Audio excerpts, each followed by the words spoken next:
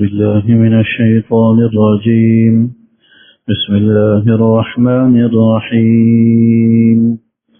ولمن خاف مقام ربه جنتان فبأي آلاء ربكما تكذبان ذواتا أفنان فبأي آلاء ربكما تكذبان فيهما عينان تجريان فبأي آلاء ربكما تكذبان فيهما من كل فاكهة زوجان فبأي آلاء ربكما تكذبان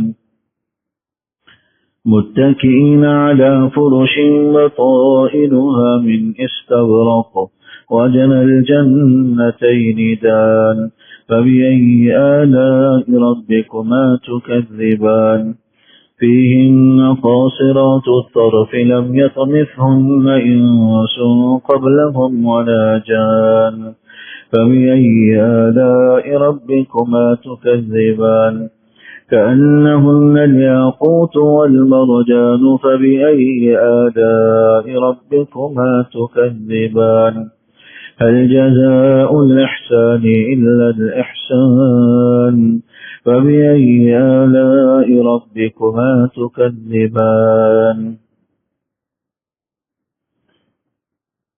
سورہ رحمان کی آیت نمبر 46 سے آج کے درس کا آغاز کیا جا رہا ہے.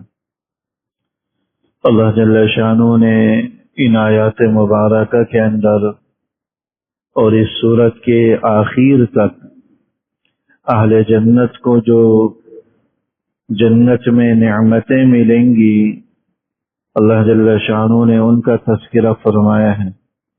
اس سے پہلے جہنمیوں کا ذکر تھا. جہنمیوں کو ملنے والی سزاؤں کو اللہ جل شانہ نے بیان فرمایا تھا اور یہاں سے جنتیوں کو ملنے والی نعمتوں کا ذکر ہے. فرمایا کہ وَلِمَنْ خَافَ مَقَامَ رَبِّهِ جَنَّتَانِ، جو دنیا میں اپنے رب کے سامنے کھڑا ہونے سے ڈرا ہوگا، جس کے دل میں خوف خدا ہوگا، جنتانی، اس کو 2 جنتیں، 2 باغات ملیں گے. فَبِأَيِّ آلَاءِ رَبِّكُمَا تُكَذِّبَانِ، بس تم دونوں اپنے رب کی کون کون سی نعمتوں کو جھٹلاؤ گے. ذواتا افنان، یہ دونوں باغات لمبی اور گہری شاخوں والے ہوں گے. فَبِأَيِّ آلَاءِ رَبِّكُمَا تُكَذِّبَانِ، تم دونوں اپنے رب کی کون کون سی نعمتوں کو جھٹلاؤ گے. فِيهِمَا عَيْنَانِ تَجْرِيَانِ، ان 2 باغات کے اندر 2 چشمے ہوں گے جو جاری و ساری ہوں گے، بہہ رہے ہوں گے. فَبِأَيِّ آلَاءِ رَبِّكُمَا تُكَذِّبَانِ، بس تم دونوں اپنے رب کی کون کون سی نعمتوں کو جھٹلاؤ گے. فِيهِمَا مِن كُلِّ فَاكِهَةٍ زَوْجَانِ، ان دونوں باغات کے اندر 2 قسموں کے میوہ جات ہوں گے. فَبِأَيِّ آلَاءِ رَبِّكُمَا تُكَذِّبَانِ، بس تم دونوں اپنے رب کی کون کون سی نعمتوں کو جھٹلاؤ گے. متکئین علی فرش بطائنها من استبرق، جنتی جنت کی مسہریوں میں ٹیک لگائے ہوئے بیٹھے ہوں گے. بطائنها من استبرق، کہ وہ مسہریاں دویز اور موٹے ریشم کی بنی ہوئی ہوں گی. وجنى الجنتین دان، اور دونوں جنتوں کے میوہ جات ان کے سامنے جھکے ہوئے ہوں گے.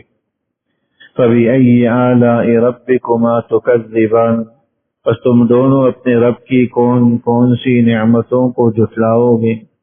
فِيهِنَّ قَاصِرَاتُ الطَّرْفِ، ان دونوں جنتوں کے اندر، باغات کے اندر نیچی نگاہوں والی حوریں ہوں گی. لَمْ يَطْمِثْهُنَّ إِنسٌ قَبْلَهُمْ وَلَا جَانٌ، کہ جنہیں اس سے پہلے نہ کسی انسان نے چھوا ہوگا نہ کسی جن نے اسے چھوا ہوگا. فَبِأَيِّ آلَاءِ رَبِّكُمَا تُكَذِّبَانِ، بس تم دونوں اپنے رب کی کون کون سی نعمتوں کو جھٹلاؤ گے. كَأَنَّهُنَّ الْيَاقُوتُ وَالْمَرْجَانُ، وہ حوریں گویا یاقوت اور زمرد کی بنی ہوئی ہوں گی. فَبِأَيِّ آلَاءِ رَبِّكُمَا تُكَذِّبَانِ، پس تم دونوں اپنے رب کی کون کون سی نعمتوں کو جھٹلاؤ گے. هَلْ جَزَاءُ الْإِحْسَانِ إِلَّا الْإِحْسَانُ، کیا احسان کا بدلہ احسان نہیں ہے. فَبِأَيِّ آلَاءِ رَبِّكُمَا تُكَذِّبَانِ، پس تم دونوں اپنے رب کی کون کون سی نعمتوں کو جھٹلاؤ گے. یہ ابھی تلاوت کی گئی آیات کا ترجمہ تھا.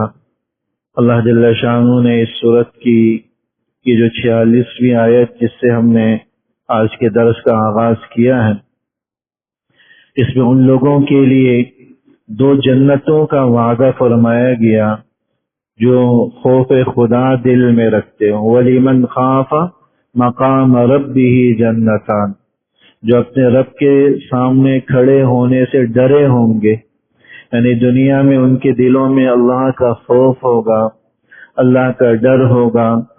ایسے لوگوں کے لیے اللہ نے 2 جنتیں تیار کر رکھی. جنت سے مراد یہاں پر باغ ہے، کیونکہ جنت عربی زبان کے اندر باغ کو کہا جاتا ہے. وہ ایک ایسے لوگوں کو 2 باغات ملیں گے، اور وہ انتہائی گھنے شاخوں دار باغات ہوں گے. جو ان کو جو جنت ملے گی اس کے اندر یہ باغات بنے ہوئے ہوں گے. جنت ایک ایک جنتی کو کتنی بڑی جنت ملے گی. احادیث مبارکہ کے اندر ذکر آتا ہے کہ جو ادنا جنتی، کمتر جو جنتی ہوگا، اس کو بھی آسمان و زمین کی مسافت کے بقدر جنت ملے گی. تو اس جنت کے اندر جو باغات ان کو عطا کیے جائیں گے وہ کیسی نعمتوں سے لبریز ہوں گے. اللہ جل شانہ فرما رہے ہیں کہ جن کے دلوں میں خوف خدا ہوگا ان کو یہ 2 باغات ملیں گے. خوف خدا در حقیقت ایک ایسی کنجی ہے، اللہ جل شانہ جب دلوں میں پیدا کر دے تو گناہوں کا چھوڑنا بھی آسان ہو جاتا ہے، طاعات اور عبادات کا انجام دینا بھی آسان ہو جاتا ہے. یہ اللہ جل شانہ کا خوف اور ڈر، آسان لفظوں میں ہم اس کو تقوی سے بھی تعبیر کر سکتے ہیں کہ تقوی یعنی اللہ کا ڈر، خوف دل میں ہوگا تو گناہ چھوڑنا آسان ہو جائے. ایسے آدمی کی خلوت کی زندگی اور تنہائی اور خلوت کی زندگی اور مجمع اور جلوت کی زندگی ایک جیسی ہوتی ہے. یہ نہیں کہ لوگوں کے سامنے ہیں تو نیک بنے ہوئے ہیں، عبادات کر رہے ہیں، جیسے ہی خلوت اور تنہائی کا موقع میسر آیا اثرنو گناہوں میں لگ گئے، جو ہماری کیفیت ہے اللہ بچائے. یہ خوف خدا نہیں ہے، یہ تو محض دکھلاوا ہے کہ لوگوں کے سامنے ہماری نمازیں، ہماری عبادتیں، ہماری ریاضتیں انتہائی خوبصورت ہوتی ہیں، لیکن جیسے ہی خلوت کا موقع میسر آتا ہے نہ نگاہوں کی حفاظت رہتی ہے، نہ خیالات اور وساوس محفوظ رہتے ہیں، نہ ہی انسان کے اعضاء و جوارح محفوظ رہتے ہیں. یہ خوف خدا نہیں ہے، یہ تو در حقیقت دکھلاوا ہے، یہ ریا نمود ہے. اللہ جل شانہ حقیقی خوف عطا فرمائے. صدیق اکبر رضی اللہ تعالی عنہ کے واقعات، دیگر حضرات صحابہ کے واقعات مشہور ہیں. کہاں صدیق اکبر جنہیں حضور جنت کی بشارت دنیا میں دے چکے ہیں، اپنی زبان کو باہر ہاتھوں سے کھینچ کر مروڑ رہے اور یہ کہتے تھے کہ ان ھذا اوردنی الموارد، اس زبان نے تو مجھے ہلاکت میں ڈال دیا. اتنی فکر تھی. کبھی کہتے تھے کہ کاش کوئی میں چارہ ہوتا، گھاس پھوس ہوتا کہ جانور مجھے چر لیتے، میں کسی درخت کا پتا ہوتا تو درخت کی شاخ ٹہنی ہوتا جس سے کوئی سوال و جواب نہ ہوتا اور جانور کا میں شکار بن جاتا، جانوروں کا چارہ بن جاتا. یہ بار بار کی حسرت اور آرزو اللہ کے ڈر اور اللہ کے خوف کی وجہ سے تھی کہ کل قیامت کے دن پیشی ہوگی تو کیا جواب دہی ہوگی. تو وَلِمَنْ خَافَ مَقَامَ رَبِّهِ جَنَّتَانِ، جو اپنے رب کے سامنے کھڑے ہونے سے ڈرا ہوگا، مطلب آخرت کی فکر ہوگی کہ آخرت میں اللہ کے سامنے میں اپنے اعمال کی جواب دہی کیسے کروں گا. اگر اللہ نے باز پرس کر لی، اللہ نے میرے اعمال کی جانچ پڑتال کر لی، اللہ جل شانہ نے میرے اعمال کی کچا چٹا میرے سامنے رکھ دیا، تو میرے پاس جواب دہی کی کیا صورت ہوگی؟ یہ خوف خدا ہے، اس پر اللہ کی طرف سے 2 جنتوں کا وعدہ ہے۔ اور حقیقت یہ ہے کہ جو اللہ کا خوف دل میں رکھتا ہے وہ اپنی خلوت کو قیمتی بناتا ہے۔ ایک خوبصورت سی حدیث مبارک ہے، حضور علیہ الصلوۃ والسلام نے فرمایا کہ من خاف ادلج ومن ادلج فقد بلغ، جو آدمی دل میں خوف رکھتا ہے تو راتوں کو جاگتا ہے، یعنی اپنی تنہائی کو قیمتی بناتا ہے۔ ومن ادلج فقد بلغ، جو اپنی راتوں کو قیمتی بناتا ہے وہ پہنچ جاتا ہے منزل تک۔ الا ان سلعۃ اللہ غالیہ، یقین جانو کہ اللہ کی جو چیز ہے جنت وہ بڑی قیمتی ہے۔ الا ان سلعۃ اللہ الجنہ، اللہ نے جو سامان تیار کر رکھا ہے وہ جنت ہے جو بڑی مہنگی ہے، اس کے لیے اپنی خلوت کو، اپنی تنہائی کو قیمتی بنانا پڑے۔ جس طرح دنیا کے اندر کوئی آدمی اگر سفر پر ہو، مال اس کے پاس موجود ہو تو کتنا محتاط اور چوکنا ہوتا ہے، راتوں کو بھی جاگتا ہے کہ کہیں میرا مال چوری نہ ہو جائے، کوئی چھپا کر نہ لے جائے، رات رات جاگ جاگ کر اپنے مال کی حفاظت کر رہا ہے۔ جن کے پاس مال کی کثرت ہے نیند ان سے بھاگ جاتی ہے، اور نیند کو لانے کے لیے ادویات کا استعمال کرتے ہیں۔ وہ مال کی کثرت ان کو ایسے ٹینشن میں اور ایسے ڈپریشن میں مبتلا کر لیتی ہے کہ آرام اور راحت ان سے کوسوں دور بھاگ جاتی۔ اور واقعتاً ایسا ہی جس کے پاس یہ دولت ہے تو وہ آدمی راتوں کو جاگتا ہے کہ کہیں کوئی چھین نہ لے، اور پھر جاگ جاگ کر اپنے مال کی حفاظت کرتا ہے، بالآخر حفاظت کے ساتھ منزل تک پہنچ جاتا۔ اللہ نے یہ زندگی ایک قیمتی دولت کی صورت میں، یہ عمر عزیز ایک قیمتی دولت کی صورت میں دی ہے، جو دنیا کی دولت سے کہیں زیادہ قیمتی ہے۔ اس کو تول تول کر خرچ کرنا اور اپنی تنہائیوں کو اللہ کی مرضی اور اللہ کی خوشنودی کے مطابق بنانا، یہ در حقیقت خوف خدا کی علامت، خوف خدا کی علامت۔ اس پر اللہ فرماتا ہے کہ جنتان، اس کے لیے 2 باغات کا وعدہ ہے، 2 باغات کا وعدہ ہے۔ یہ دونوں باغات اسی ایک آدمی کو ملے، یہ مقربین کا، یعنی مقرب لوگوں کا انعام ہوگا۔ بعض علماء نے لکھا کہ جو 2 باغات ہوں گے، ایک باغ تو وہ ہوگا جس میں وہ اپنی فیملی کے ساتھ رہائش پذیر ہوگا، اور دوسرا باغ وہ ہوگا جس میں وہ اپنے دوستوں کے ساتھ جو سیر و تفریح کرے گا، موج مستی کرے گا، جنت کی نعمتوں سے تلذذ حاصل کرے گا۔ جیسا بیٹھک ٹائپ کا باغ ہوگا یا ایک فارم ہاؤس کی مانند باغ ہوگا جس میں دوستوں کے ساتھ مجالس منعقد کرے گا، دوسرا باغ فیملی کے لیے ہوگا۔ بعض علماء نے یہ بھی لکھا کہ چونکہ یہاں انسان اور جن دونوں کا ذکر ہے، لیکن اس صورت کی خاصیت ہی یہی ہے کہ اللہ جل شانہ نے جگہ جگہ ان دونوں مخلوقوں کو مخاطب کیا ہے، انسانوں کو بھی اور جنات کو بھی۔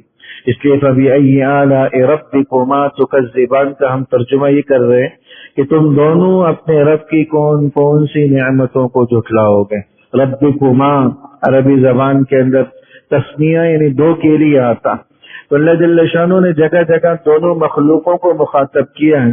اس لیے جنتان 2 باغات ملیں گے، ایک باغ انسانوں کو، یعنی انسانوں میں جو نیکوکار ہوگا، اور دوسرا باغ جنات میں جو نیکوکار ہوگا، اللہ ان کو عطا فرمائے۔ لیکن اکثر حضرات کی رائے یہی ہے کہ یہ دونوں باغ ایک ہی شخص کو ملیں گے، جس میں ایک کے ساتھ وہ اپنی فیملی، اہل و عیال، حوروں کے ساتھ رہائش پذیر ہوگا، دوسرا وہ ہوگا جس میں وہ دوست احباب کی مجلس سے وہ منعقد کرے گا۔ فَبِأَيِّ آلَاءِ رَبِّكُمَا تُكَذِّبَانِ کہ تم دونوں اپنے رب کی کون کون سی نعمتوں کو جھٹلاؤ۔ دیکھیں دنیا میں رہ کر ہم آخرت کی اور جنت کی وسعتوں کا اندازہ نہیں کر سکتے۔ یہ بس اوقات جب یہ حدیث بیان کر دی جاتی کہ ایک ادنا جنتی کو بھی اتنی بڑی جنت ملے گی کہ جس کی وسعت آسمان و زمین کی وسعتوں کے بقدر ہوگی، تو جو مقرب لوگ ہوں گے ان کو کتنی بڑی جنت ملے گی اس کا ہم تصور نہیں کر سکتے، کیونکہ ہم ایک محدود دائرے کے اندر ہیں۔ یہ فضاؤں کی وسعتوں کا آج آپ کی سائنس اپنے عروج پر ہونے کے باوجود ان کا احاطہ نہیں کر سکی ہے، اس کا احاطہ نہیں کر سکتی، تو ہمارے چھوٹے ذہن اس کا احاطہ کیسے کر سکتی؟ بعض احادیث مبارکہ کے اندر آیا کہ جنت کے 100 درجات ہیں، 100 منزلیں ہیں، اور ہر درجے کے درمیان آسمان و زمین کے بقدر کی مسافت ہیں۔ ایسے 100 درجات اللہ جل شانہ نے درجے جنت کے اندر رکھے۔ سب سے اونچا درجہ جو ہوگا وہ جنت الفردوس کا ہوگا۔ اس لیے حدیث مبارک کے اندر ترغیب دی گئی کہ جب بھی اللہ سے مانگو تو جنت الفردوس مانگو۔ وہ سب سے اونچا درجہ ہے جو اللہ اپنے مقرب اور نیک لوگوں کو عطا فرمائے گا۔ اللہ ہمیں بھی انہی میں شامل فرمائے۔ وَلِمَنْ خَافَ مَقَامَ رَبِّهِ جَنَّتَانِ، اور جو اپنے رب کے سامنے کھڑے ہونے سے ڈرا ہوگا، جنتان، اس کے لیے 2 جنتیں ہیں، 2 باغات ہیں۔ سورہ نازعات کے اندر بھی اللہ جل شانہ نے اسی بات کو بیان فرمایا، فَأَمَّا مَنْ خَافَ مَقَامَ رَبِّهِ وَنَهَى النَّفْسَ عَنِ الْهَوَىٰ فَإِنَّ الْجَنَّةَ هِيَ الْمَأْوَىٰ۔ فَأَمَّا مَنْ خَافَ مَقَامَ رَبِّهِ، یعنی جو اپنے رب کے سامنے کھڑا ہونے سے ڈرا ہوگا کہ آخرت میں اللہ کے سامنے میری پیشی ہوگی، میں کیسے جواب دہی کروں گا۔ وَنَهَى النَّفْسَ عَنِ الْهَوَىٰ، پھر اس خوف خدا کی وجہ سے اپنے آپ کو خواہشات سے اس نے بچا کر رکھا ہو، اللہ کے نافرمانی والے کاموں سے اپنے آپ کو بچا کر رکھا ہو، تو اس کے لیے فَإِنَّ الْجَنَّةَ هِيَ الْمَأْوَىٰ، فرمایا کہ جنت اس کا ٹھکانہ ہوگا۔ اس لیے اللہ جل شانہ سے خوف خدا کو ماننے، حقیقت یہ ہے کہ یہ اللہ جل شانہ کسی کے دل میں پیدا کر دے خوف کا مادہ، اللہ سے ڈر کا مادہ، تو ساری اس کی خلوت اور جلوت ایک جیسی ہو جاتی، اس کی تنہائی اس کے لیے ناسور یا گناہ کا ذریعہ اور گناہ کی جگہ نہیں بنتی۔ فَبِأَيِّ آلَاءِ رَبِّكُمَا تُكَذِّبَانِ، ذَوَاتَا أَفْنَانٍ، بڑی لمبی شاخوں والے یہ باغات ہوں گے، یعنی ہرے بھرے ہوں گے، طرح طرح کے اس میں میوہ جات ہوں گے جو اللہ جل شانہ ڈرنے والے خوف خدا رکھنے والوں کو عطا فرمائے گا۔ فیہما عینان تجریان، 2 چشمے ہوں گے جو جاری و ساری ہوں گے۔ بعض مفسرین نے فرمایا کہ ایک چشمے کا نام سلسبیل ہوگا اور دوسرے چشمے کا نام تسنیم ہوگا، جس کا پانی جو ہے شہد سے بھی زیادہ میٹھا اور دودھ سے بھی زیادہ سفید اور شیریں ہوگا۔ اللہ جل شانہ اہل جنت کو عطا فرمائے گا۔ فَبِأَيِّ آلَاءِ رَبِّكُمَا تُكَذِّبَانِ فِيهِمَا مِن كُلِّ فَاكِهَةٍ زَوْجَانِ، ہر طرح کے پھل 2 ہوں گے، 2 قسموں پر مشتمل ہوں گے۔ 2 قسموں کا مطلب، ایک تو علماء نے یہ لکھا کہ خشک میوہ جات بھی ہوں گے، تازہ میوہ جات بھی ہوں گے۔ جیسے دنیا کے اندر پھل خشک بھی ہوتے ہیں جس کو ہم ڈرائی فروٹ بول دیتے ہیں، اور تازہ پھل بھی ہوں گے، تو دونوں اقسام کے پھل وہاں ملیں گے۔ ایسا نہیں ہوگا کہ صرف تازہ ہی تازہ ہو، ڈرائی فروٹ نہ ہو، وہاں ڈرائی فروٹ بھی میسر ہوگی، تازہ پھل بھی اللہ تعالیٰ فرمائے۔ اور بعض علماء نے یہ بھی لکھا کہ ہر پھل کے 2 قسمیں ہوں گی، یعنی ایک پھل تو وہ ہوگا جو دنیا میں ہم کھایا کرتے تھے سیب کی شکل میں، انار کی شکل میں، دوسرا جنت کا سیب ہوگا، دوسرا جنت کا انار ہوگا، جس کے ذائقے کا ہم نہ تصور کر سکتے ہیں، نہ اندازہ لگا سکتے ہیں، نہ اس کے بارے میں سوچ سکتے ہیں، کیونکہ قرآن کریم میں یہاں پر بھی آپ دیکھیں گے جنت کے اندر انار کا بھی ذکر ہے، کھجور کا بھی ذکر ہے، سیب کا بھی ذکر ہے، مختلف پھلوں کا ذکر ہے، لیکن یہ مناسبت صرف نام کی حد تک ہے۔ یہ دنیا کے پھلوں کے ساتھ جو مناسبت ہے یہ صرف نام کی حد تک ہے، ورنہ ذائقے کا تصور ہم نہیں کر سکتے۔ آخرت کے انار کا کیا ذائقہ ہوگا، وہاں کے جو ہے سیب اور کھجور کا کیا ذائقہ ہوگا۔ حدیث مبارک کے اندر آتا ہے وہاں کی نعمتیں تو ایسی ہوں گی کہ ما لا عین رأت، آج تک کسی آنکھ نے دیکھی نہیں، ولا اذن سمعت، دیکھنا تو دور کی بات کسی کان نے ابھی تک ان نعمتوں کا ذکر ہی نہیں سنا، ولا خطر علی قلب بشر، سننا بھی دور کی بات کسی کے دل میں اس ذائقے کے حوالے سے خیال تک بھی نہیں آیا کہ وہ کیسے عجیب و غریب ذائقے ہوں گے.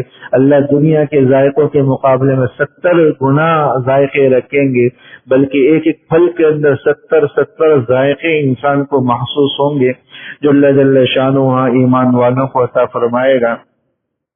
فَبِأَيِّ آلَاءِ رَبِّكُمَا تُكَذِّبَانِ متکئین علی فرش بطائنها من استبرق. جن مسحریوں پر، جن جو ہے مخملی داؤ تکیوں پر وہ بیٹھے ہوئے ہوں گے. متکئین کا معنی ٹیک لگا کر بیٹھنا. فرش بچھونے اور بستر کو کہا جاتا ہے، مسحریہ کے لیے گدے. بطائنها من استبرق کہ اس کے غلاف جو ہوں گے وہ استبرق موٹے دبیز ریشم کے ہوں گے. وَجَنَى الْجَنَّتَيْنِ دان، اور جنت کے میوجات دانین ان کے منہ کے قریب ہوں گی. ایسا نہیں ہوگا کہ پھل توڑنے کے لیے درخت پر چڑھنا پڑے، کسی ڈنڈے سے اتارنا پڑے یا کسی رسی سے اس کو توڑنا پڑے. نہیں، جب انسان چاہے گا پھل شاخ خود بخود نیچے جھک جائے گی اور اس کے اتنے قریب آ جائے گی کہ آرام سے وہ ہاتھوں سے اسے توڑ سکے. اسی کو اللہ جل شانہ بیان فرما رہے ہیں. وَجَنَى الْجَنَّتَيْنِ دان کہ دونوں باغات کے پھل دانین اس آدمی کے انتہائی قریب ہوں گے کہ ہاتھ بڑھا کر بھی وہ آرام سے اسے حاصل کر سکتا. آسان اگر کہا جائے تو جنت تو محض راحت کا ساز و سامان ہوگا. ہر ایسی بات جو ذرا سی تکلیف یا محنت کا سبب بنے اس سے اللہ اہل جنت کی حفاظت کریں گے. وہ اس لیے کریں گے کہ دنیا میں انسان نے محنت کی ہو. آج جو جتنی مشقت کرے گا، جتنی محنت اٹھائے گا، آخرت کے اندر اتنا ہی وہ راحت پائے. اور جو جتنی خود کو دنیا میں راحت میں رکھنے کی کوشش کرے گا، آخرت کی مشقتیں اس کے مقدر میں ہوں. اس لیے دنیا کی مشقتوں کو خوشی خوشی سہنا سیکھیں. رات کو اٹھنا اپنے آپ کو اس کا عادی بنائیں، نمازوں کا خود کو عادی بنائیں. آج اللہ معاف کرے ہم جماعتوں کی پابندی نہیں کر سکتے، اس حوالے سے ہماری سستی ہو جاتی، تو راتوں کا قیام، راتوں کا اٹھنا، اس کی پابندی ہم کہاں سے کریں؟ تو دیکھیں اس چیز کو اپنے سامنے رکھا کریں کہ جو دنیا کے اندر مشقت اٹھائے گا، اور یقیناً یہ سب مشقتیں عارضی اور وقتی. بعض بزرگوں کے بارے میں آتا ہے ایسے واقعات، کبھی موقع ملے تو آپ ہمارے بزرگ حضرات فرماتے کہ بزرگوں کی سوانح حیات ضرور پڑھا کریں. سوانح حیات کا مطلب بایوگرافی جس کو ہم کہتے ہیں، یعنی ان کی زندگی کے واقعات کا ضرور مطالعہ کریں. اس سے اعمال کا شوق بڑھتا ہے. کسی نہ کسی بزرگ جس سے مناسبت ہو اس کی زندگی کے حالات کا مطالعہ کرتے رہیں. حضرات صحابہ کی زندگیوں کو دیکھ لیں، اولیاء اللہ بزرگان دین کی زندگیوں کے واقعات کا کچھ نہ کچھ انسان مطالعہ کرتا رہے، اعمال کا شوق پیدا ہوتا. بعض بزرگان دین کے ایسے واقعات ہیں کہ وہ کھانے میں بھی اپنا وقت صرف نہیں کیا کرتے تھے، بلکہ کھانے کی جگہ ستو اور گیہوں کو پیس کر پانی کے ساتھ پھانک لیا کرتے تھے. کہتے تھے کہ جتنا وقت لقمہ چبانے میں لگتا ہے اسی دیر میں تو ہم میں 100 مرتبہ سبحان اللہ کہہ سکتا ہوں، لہذا اس وقت کو بھی لقمہ چبانے میں کیوں صرف کر. تھوڑی سی طاقت چاہیے، وہ گندم کو پیس کر ستو کی مانند پھانک کر آدمی اس قوت کو، طاقت کو حاصل کر سکتا. اتنی مشقتیں اور ریاضتیں ان بزرگان دین نے اٹھائی. اگرچہ اس قدر مشقتوں کا ہم سے تقاضا نہیں ہے، لیکن کم سے کم جماعت کا تو اہتمام ہو، نمازوں کی باجماعت پڑھنے کا تو اہتمام ہو کہ فرض نماز ہماری کم سے کم جماعت کے ساتھ ادا ہو. اس بات کا تو اہتمام ہو کہ ہم خود کو گناہوں کا عادی نہ بنائیں، اپنی خلوت کو محفوظ بنائیں، اپنی راتوں کو قیمتی بنائیں. یاد رکھیے گا یہ جتنا اللہ کا قریب کرے گی، جتنا اللہ کا قریب یہ اپنی خلوت کی اور اپنی راتیں اللہ کا قریب کرتی ہیں، کوئی اور عمل اللہ کا مقرب اتنی جلدی نہیں بنا سکتا آدمی کو. تو اس لیے وَجَنَى الْجَنَّتَيْنِ دان، اللہ جل شانہ نے فرمایا کہ دونوں باغات کے جو پھل ہوں گے وہ اس کے انتہائی قریب ہوں گے. فَبِأَيِّ آلَاءِ رَبِّكُمَا تُكَذِّبَانِ مزید ملنے والی نعمتوں میں جنت کی حوریں ہیں. فِيهِنَّ قَاصِرَاتُ الطَّرْفِ، قاصرات کا معنی جھکی ہوئی نگاہیں والی. اللہ جل شانہ جنت کی حوروں کا وصف بتا رہے ہیں کہ جھکی نگاہوں والی حوریں اللہ تعالیٰ فرمائے گا لم یطمثہن انس قبلہم ولا جان، کہ آج تک نہ کسی مرد نے انہیں چھوا ہوگا نہ کسی جن نے اسے چھوا ہوگا، نہ کسی مخلوق کی نگاہ اس پر نہیں پڑی ہوگی سوائے ان کے شوہروں کی۔ سب سے عمدہ وصف اللہ جل شانہ نے جنت کی جو عورتوں کا بیان فرمایا وہ ان کے حیا اور عفت اور پاک دامنی کو بیان فرمایا۔ قاصرات الطرف، نگاہیں جھکی ہوئی ہوں گی، اور آگے ان کی ظاہری خوبصورتی کو بھی اللہ نے بیان کیا، کأنہن الیاقوت والمرجان، وہ یاقوت اور زمرد کی گویا کی بنی ہوئی ہیں، انتہائی خوبصورت اور قیمتی پتھروں کو کہا جاتا۔ ظاہری حسن کو اللہ بعد میں بیان کر رہے ہیں، لیکن ان کی عفت، حیا، پاک دامنی کو اللہ نے پہلے بیان کیا۔ اشارہ اس بات کی طرف ہے کہ اصل عورت کا حسن اس کے حیا کے اندر، اس کی عفت اور پاک دامنی کے اندر ہے، اس کی نگاہوں کی حفاظت کے اندر ہے۔ آج جو ہماری خواتین، ہماری مستورات اپنا ظاہر سنوارنے میں، اپنا ظاہر بنانے میں اور اپنے چہرے کی نقش و نگار میں وقت صرف کرتی ہیں، اگر اسی وقت کو حیا، عفت اور پاک دامنی میں صرف کریں، اصل خوبصورتی اللہ اسی کے ذریعے طبیعت کے اندر پیدا کرتا۔ لیکن خواتین جنت کی جو حوریں ہیں ان کے بارے میں آیا کہ فیہن قاصرات الطرف، یہ نیچی نگاہوں والی ہوں گی، یعنی اپنی نگاہیں نیچے کر کے چلیں گی، کسی جو ہے نامحرم کی نگاہ ان پر نہ پڑی ہوگی۔ تو اصل خوبصورتی عورت کی یہی، اس لیے شریعت نے عفت اور پاک دامنی کی تلقین کی، پردے کے اہتمام پردے کے اہتمام کے احکام دیے کہ پردے کا عادی خود کو بنائے، اسی سے ایک عورت ذات کے اندر حسن بھی پیدا ہوتا ہے، اور میاں بیوی کے اندر بھی اللہ محبتیں اور الفتیں برقرار رکھتا ہے۔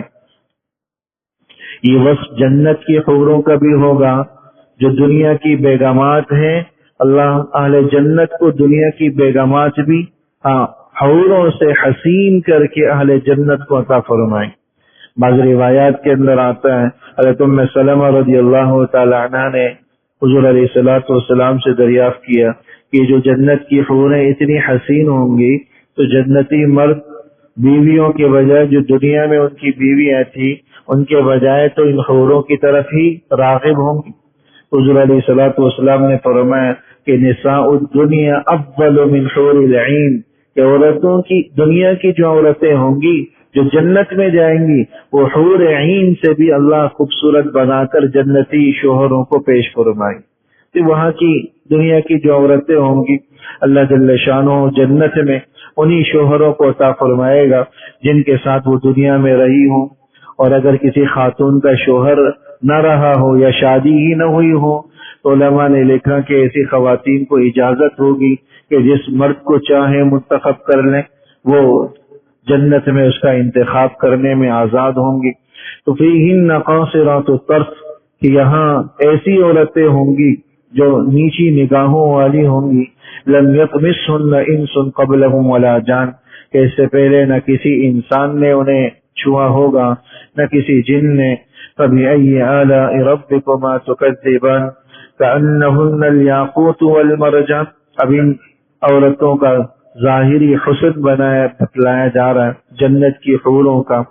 بعض روایات کے اندر آیا کہ اللہ جل شانہ نے جنت کی حوروں کو مشک اور زعفران سے پیدا فرمایا، اور اس کو اتنا حسن عطا کیا کہ ان کے ہاتھوں کا ایک ناخن بھی اگر دنیا کے اندر نمودار ہو جائے تو سورج کی روشنی ہی ماند پڑ کر رہ جائے، سورج کی تمازت ہی ختم ہو کر رہ جائے۔ اللہ نے اتنا حسن عطا فرمایا۔ دنیا کی جو بیگمات ہوں گی اللہ آخرت میں ان سے زیادہ ان کو حسن عطا فرمائے گا۔ کأنہن الیاقوت والمرجان، گویا کہ وہ یاقوت، مرجان یعنی زمرد کی بنی ہوئی ہوں گی۔ فبأي آلاء ربكما تكذبان هل جزاء الإحسان إلا الإحسان، یہ اللہ کی طرف سے انسان کے ان احسانات کا، ان جو ہے محنتوں کا بدل ہوگا جو دنیا میں اس نے کی ہوں۔